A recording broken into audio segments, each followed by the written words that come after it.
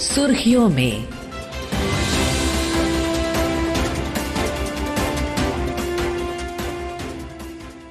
ये आकाशवाणी है। प्रस्तुत है कार्यक्रम सुर्खियों में। इसके अंतर्गत सुनिए G20 शिखर सम्मेलन और प्रधानमंत्री की दक्षिण अफ्रीका यात्रा के प्रमुख निष्कर्षों पर चर्चा।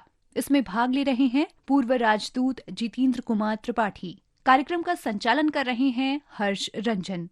प्रधानमंत्री श्री नरेंद्र मोदी G20 शिखर सम्मेलन में भाग लेने के लिए शुक्रवार से 3 दिनों की यात्रा पर जोहानिसबर्ग में हैं। इस G20 शिखर सम्मेलन के क्या नतीजे रहे, हम इसे कैसे समझें, सुर्खियों में इस पर हमारे साथ बातचीत करने के लिए पूर्व राजदूत जितेंद्र कुमार त्रिपाठी जी हैं। जितेंद्र जी, आपका बहुत बहुत स्वागत आकाशवाणी में। धन्यवाद। शुरुआत करते हैं। सबसे पहले सवाल हमारे ये है कि जोहानिसबर्ग में जो G20 शिखर सम्मेलन हुआ, इसको आप किस नजरिए से देखते हैं? देखिए, प्रारंभ में हम ये कह सकते हैं कि ये जो शिखर सम्मेलन है, इसमें एक तो कई बिंदुओं पर भारत की बात का समर्थन दिया गया। जो न्यू दिल्ली डिक्लेरेशन में चीजें बताई गई थी, जो पॉइंट्स थे या जिन पे भारत ग्लोबल साउथ के दक्षिण के जिस पे भारत काम कर रहा है, उस पे कई चीजें उसमें रखी गई।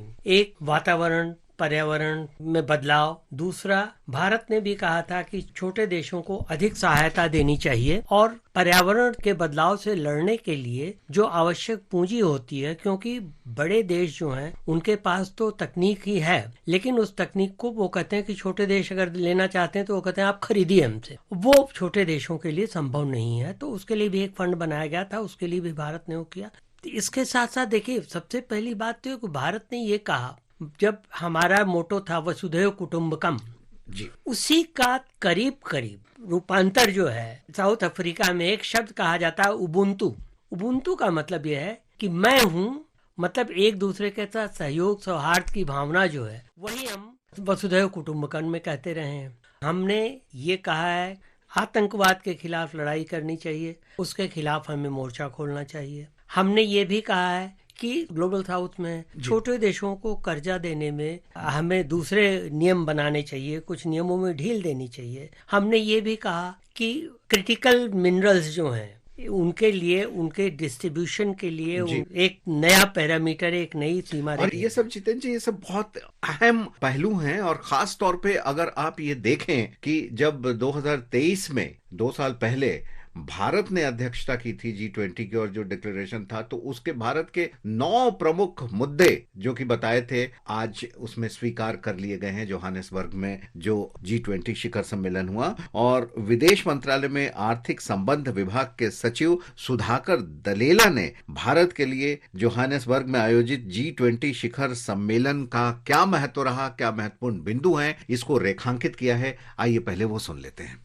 Prime Minister proposed few actionable। प्रधानमंत्री ने G20 के लिए कुछ कदम उठाने के लिए सुझाव दिए हैं। इनमें पहला, G20 वैश्विक पारंपरिक ज्ञान भंडार की स्थापना। दूसरा, G20 अफ्रीकी कौशल गुणक कार्यक्रम बनाना। तीसरा, G20 वैश्विक स्वास्थ्य सेवा प्रतिक्रिया दल का निर्माण। चौथा, G20 सैटेलाइट डेटा पार्टनरशिप बनाना। पांचवा, G20 महत्वपूर्ण खनिज परिपत्र पहल का निर्माण। और आखिरी, मादक पदार्थ और आतंकी गठजोड़ का मुकाबला करने के लिए G20 इनिशिएटिव बनाना शामिल है। And terror nexus. आप जो बता रहे थे वही चीज आप खनिज को लेकर जो बात कही गई है, ये कितना महत्वपूर्ण आप समझ रहे हैं और किस तरीके से पूरी दुनिया इस पर काम कर सकती है?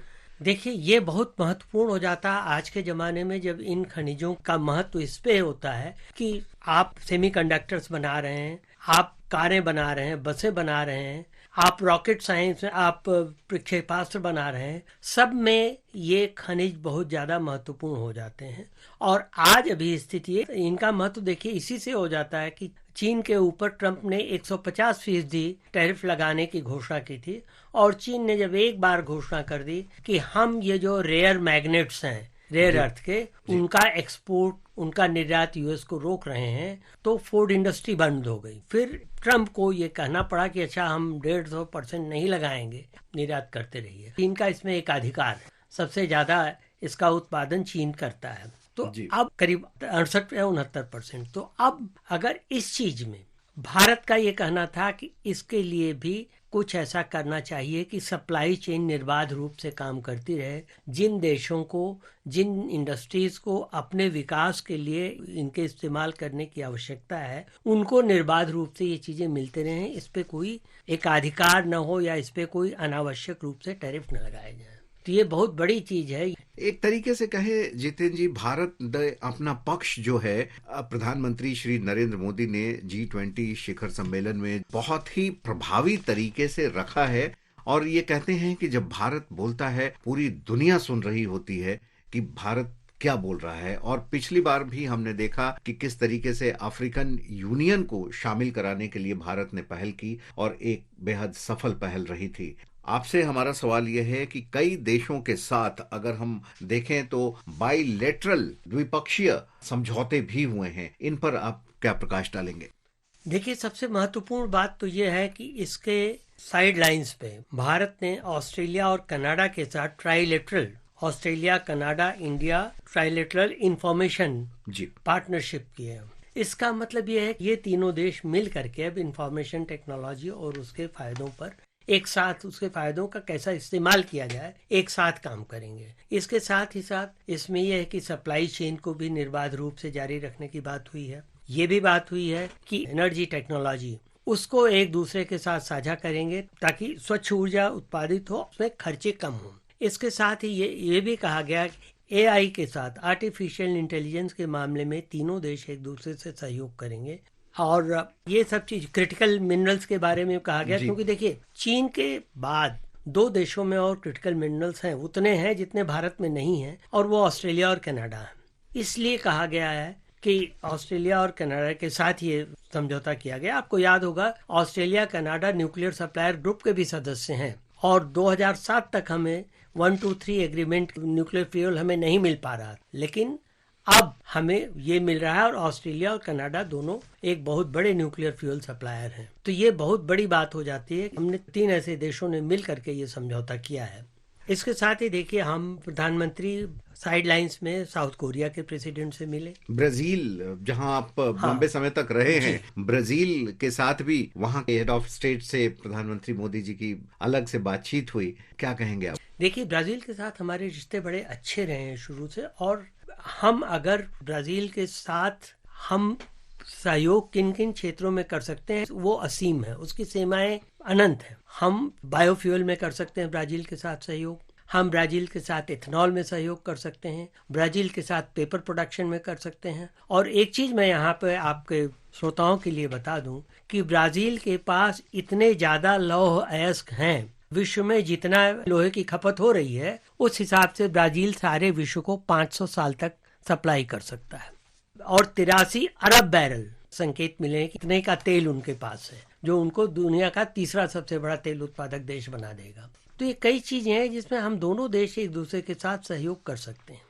और जितेंद्र जी, इसके अलावा IBSA यानी India, Brazil and south Africa, इसके साथ भी प्रधानमंत्री मोदी जी ने IBSA की भी साइड लाइन्स में बैठक की और महत्वपूर्ण चर्चाएं हुई। तो आप कैसे देखते हैं इसे कि इंडिया, ब्राजील और दक्षिण अफ्रीका जो है कैसे मिलकर ग्लोबल साउथ की जो धारणा है उसको और आगे बढ़ाने में मददगार हो सकते हैं? देखिए, IBSA जो है वो आज का नहीं, वो ऑलमोस्ट ब्रिक्स के समय का है, ब्रिक्स से पहले का है, जिसमें इन तीनों देशों ने मिल करके समझौते की। भारत, जापान और चीन के बाद एशिया की सबसे बड़ी आर्थिक शक्ति है जी। साउथ अफ्रीका अफ्रीका की सबसे बड़ी आर्थिक शक्ति, ब्राजील साउथ अमेरिका की सबसे बड़ी आर्थिक शक्ति, बिल्कुल। और ये तीनों ही ग्लोबल साउथ में हैं, ये तीनों ही डेवलपिंग कंट्रीज माने जाते हैं, और इन तीनों के पास आर्थिक संसाधन काफी हैं। खास तौर से जो नेचुरल रिसोर्सेज हैं, बहुत हैं, उनको दोहन की आवश्यकता है और उनका सीमित मात्रा में दोहन कोऑर्डिनेटेड तरीके से करना जरूरी। ये तीनों देश इस मामले में बहुत आगे जा सकते हैं, ये तीनों देश इस मामले में बड़ा सहयोग कर सकते हैं। हालांकि IBSA पर पिछले कुछ वर्षों में ज्यादा जोर नहीं दिया गया है, क्योंकि ज्यादा जोर जो है ब्रिक्स पर है, लेकिन फिर भी IBSA तीनों देशों में अगर सहमति बनती है तो वो आगे ब्रिक्स में सहमति के रूप में परिणत हो सकती है। कुल मिलाकर जितेंद्र जी, अगर आपसे मैं पूछूं कि जो जोहानिसबर्ग में G20 शिखर सम्मेलन हुआ, इसके 5 महत्वपूर्ण ऐसे बिंदु जो कि पूरी दुनिया को आने वाले समय में प्रभावित कर सकते हैं, क्योंकि हम लोगों ने भारत की जो धारणा है वसुधैव कुटुंबकम की, कि धरती एक है और एक ही फ्यूचर है, सबका एक ही भविष्य है, इसके हिसाब से ये बहुत महत्वपूर्ण हो जाता है कि आने वाले समय में जो भविष्य है उसमें दुनिया कहाँ जाएगी, कैसे एक दूसरे का सहयोग करेंगे, कैसे आर्थिक विकास होगा, कैसे गरीबी दूर होगी, कैसे पर्यावरण से हम निपटेंगे। इसमें अगर आपसे महत्वपूर्ण कुछ की टेक अवेज जिसे हम कह सकते हैं वो बताने को कहा जाए, क्या बताएंगे आप? देखिए, इस G20 के शिखर सम्मेलन की सबसे बड़ी उपलब्धि ये है कि इसने ये बता दिया है कि अगर देशों में बहुमत किसी चीज के पक्ष में हो तो उसको कार्यान्वित करने से नहीं रोका जा सकता। इसलिए बता दिया है कि संयुक्त राज्य अमेरिका ने इसका बहिष्कार किया। राष्ट्रपति ट्रंप ने ये कहा था, उनका ये मानना है कि क्लाइमेट प्रॉब्लम जैसी कोई चीज नहीं है, पर्यावरण के साथ हमें कोई समस्या नहीं है, और ये जबरदस्ती उछाला जा रहा है। और इसके बावजूद ट्रंप ने उसका बायकॉट किया, अमेरिका ने बायकॉट किया, अमेरिका ने इसकी निंदा भी की। और इसके बावजूद कि आम तौर पे ये होता रहा है पिछले शिखर सम्मेलनों में कि सर्वसम्मति से लीडर्स डिक्लेरेशन पास किए जाते रहे हैं, इस बार ये घोषणा पत्र अमेरिका और अर्जेंटीना के दस्तखत के बिना हुआ, जिससे ट्रंप को भी बड़ी परेशानी हुई। तो एक चीज तो ये बता दिया इसने कि बड़ी शक्तियों का कोई मतलब नहीं होता है अगर बहुमत उनके खिलाफ है। दूसरा ये बता दिया कि जो छोटे देश हैं या जो विकासशील देश हैं वो एक साथ ग्लोबल साउथ बैनर के तले वो मिल करके अगर काम करेंगे तो उनके विकास का, आर्थिक विकास का भी दरवाजा खुलेगा। उनके जैसे ऋण की देनदारी के लिए, इसमें कहा गया ऋण की देनदारी के लिए शर्तें ठीक रहेंगी। क्रिटिकल मिनरल्स के लिए कहा गया, ये भी कहा गया कि टेररिज्म चाहे वो जिस भी रूप में हो जी, उसका विरोध किया जाना चाहिए। ये 4-5 ऐसी चीजें हैं जो उभर के सामने आती हैं जो कि इस सम्मेलन की खासियत रही। एक और आपसे चलते चलते, जितेंद्र कुमार त्रिपाठी जी, आप पूर्व राजदूत हैं, आपसे ये हम जानना चाहेंगे कि इस G20 शिखर सम्मेलन में अफ्रीका स्किल मल्टीप्लायर इनिशिएटिव, इसको प्रधानमंत्री नरेंद्र मोदी जी ने बड़े जोर शोर से इसको प्रस्तावित किया है। आप क्या देखते हैं कि कैसे ये संभव हो पाएगा और इसके गोल कब तक हम पहुंच पाएंगे? देखिए, इस विषय में हम ऑलरेडी काम कर रहे हैं। मैं आपके श्रोताओं को ये बता दूं कि ये एक बड़ी छलांग है, जो हम कर रहे हैं उससे भी ज्यादा बड़ी छलांग लगाने की तैयारी है।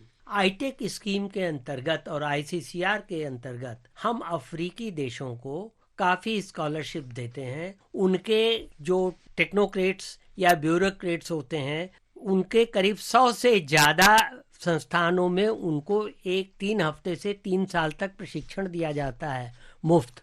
और ये चीज पिछले 50 साल से चल रही है। अभी जो बढ़ाई गई, पिछले कुछ साल पहले जो बढ़ाई गई IAF समिट के दौरान, उसमें ये था कि India Africa friendship summit, Bharat Africa को, अफ्रीका के सभी देशों को वो 3 सबसे बड़ी चीजें तो दे ही रहा था।